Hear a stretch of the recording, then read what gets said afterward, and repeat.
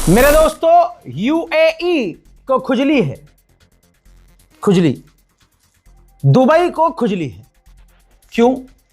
शुरू से वो बार बार कह रहा है कि ईरान पर हमला करो, लेकिन जो यूएई का बाप है वो कह रहा है भाई हम नहीं करेंगे। मतलब वो कह रहा है कि स्ट्रेट ऑफ हॉर्मूज पर जाकर ईरान पर हमला हम नहीं करेंगे, अमेरिका कह रहा है। और यूएई उकसा रहा है, सऊदी अरब उकसा रहा है, मोहम्मद बिन सलमान उकसा रहा है। यूएई के बारे में ये 8वीं और 9वीं बार रिपोर्ट आ रही है। यूएई ने अमेरिका से कहा है कि अगर आप कोई भी ऑपरेशन ईरान के खिलाफ स्ट्रेट ऑफ हॉर्मूज में करते हैं तो उस एक्शन में हम आपका साथ देंगे। तो आप समझ सकते हैं, अमेरिका कह रहा है हम ऑपरेशन नहीं करेंगे, स्ट्रेट ऑफ हॉर्मूज की जिसे जरूरत है वो जाए और खुद खुलवा ले। स्ट्रेट ऑफ हॉर्मूज से हमारा कोई लेना देना नहीं है, क्योंकि वो हमारे लिए है ही नहीं, हमारे काम की चीज है ही नहीं। लेकिन यूएई कह रहा है नहीं भाई साहब, अगर आपने स्ट्रेट ऑफ हॉर्मूज खुलवाने के लिए ईरान के खिलाफ कोई कदम उठाया तो हम आपका साथ देंगे।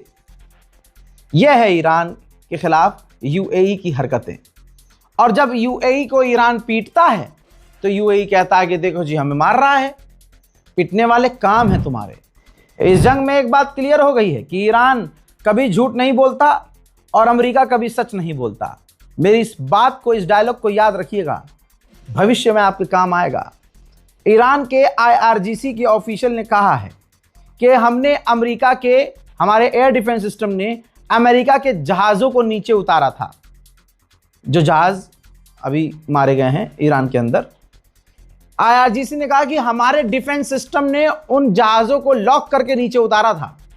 वो नीचे उतरे और अमेरिका ने अपने हाथों से उन जहाज़ों को डिस्ट्रॉय कर दिया ताकि वो हमारे हाथ न लगें, और उनके साथी सहयोगी दूसरे जहाज में बैठकर फरार हो गए। हजरात मोहतरम, अब आगे बढ़ते हैं। ईरान झूठ नहीं बोलता है, आपको पता है। ईरान ने यह तस्वीर जारी कर दी है। ईरान के ये 4 लड़ाकू हैं, 4 फौजी हैं, जो कल रात के ऑपरेशन में अमेरिका से झड़प में शहीद हो गए हैं। जैतूना बे में ईरान की जो एम्बेसी है उसने एक कार्टून पोस्ट किया है। उस कार्टून में लिखा है कि डोनाल्ड ट्रंप, मिस्टर प्रेसिडेंट, हम कुछ नहीं खोलेंगे। यानी जो डोनाल्ड ट्रंप बौखलाया हुआ है कि स्ट्रेट ऑफ हॉर्मूज खोल दो, और पूरा प्रेशर ईरान पर बनाया हुआ है। ईरान की एक एम्बेसी दुनिया भर की कह रही है कि मुन्ना तुम कुछ भी कर लो, हम कुछ नहीं खोलेंगे। वहीं ताजिकिस्तान में जो ईरान की एम्बेसी है उसने भी पोस्ट किया है। उसने पोस्ट किया है कि डोनाल्ड ट्रंप अमेरिकी लाशों पर, अमेरिकी फौजियों की लाशों पर गोल्फ खेल रहे हैं। पूरी दुनिया में ईरान की एम्बेसी चप्पे चप्पे से चौका और छक्का मार रही है। वहीं ताजिकिस्तान ने एक बहुत बेहतरीन कार्टून, मीनिंगफुल कार्टून शेयर किया है। आपकी स्क्रीन पर देखिए, ताजिकिस्तान ने कार्टून शेयर किया है जिसमें दिखाई दे रहा है कि ईरान डोनाल्ड ट्रंप के गले में फंस चुका है, और दुनिया का कोई ऐसा देश नहीं है जो इस बात से इनकार करे।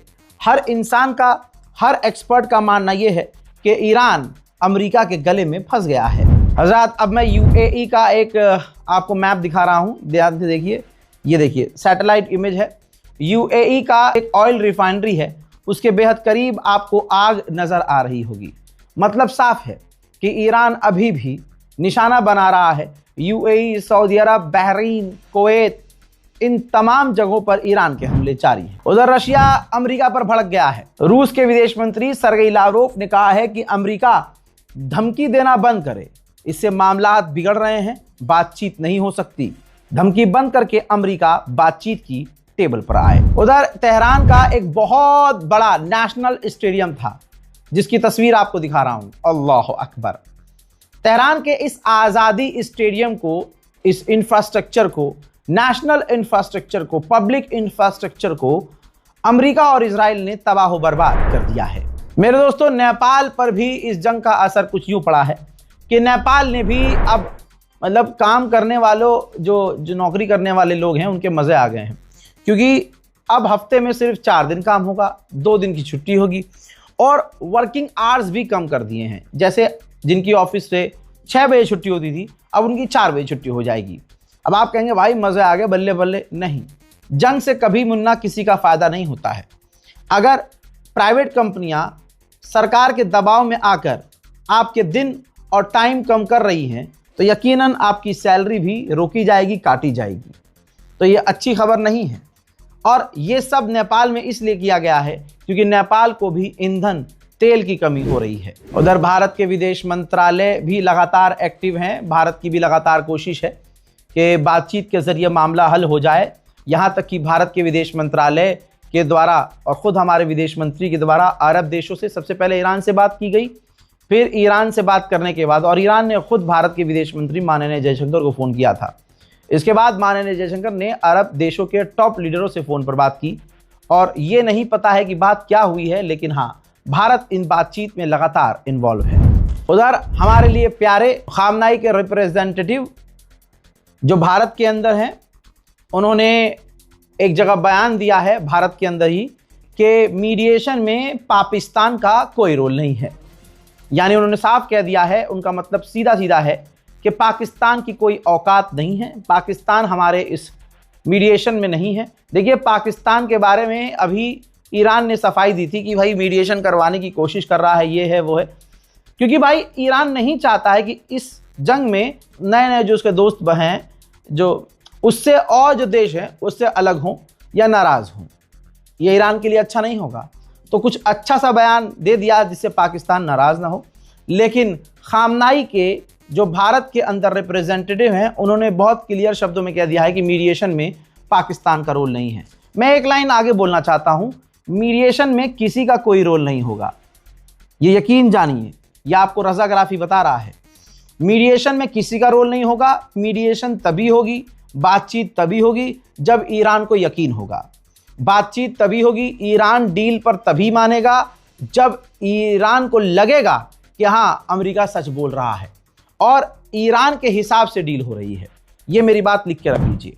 इजराइल अपने नुकसानात को छुपा रहा है, लेकिन जो डेटा हमारे पास मौजूद है, इजराइल के अंदर 7,000 यहूदी ईरान के हमलों में घायल हैं और ये प्रोवाइडेड डेटा है जो इजराइल की गवर्नमेंट ने बताया है।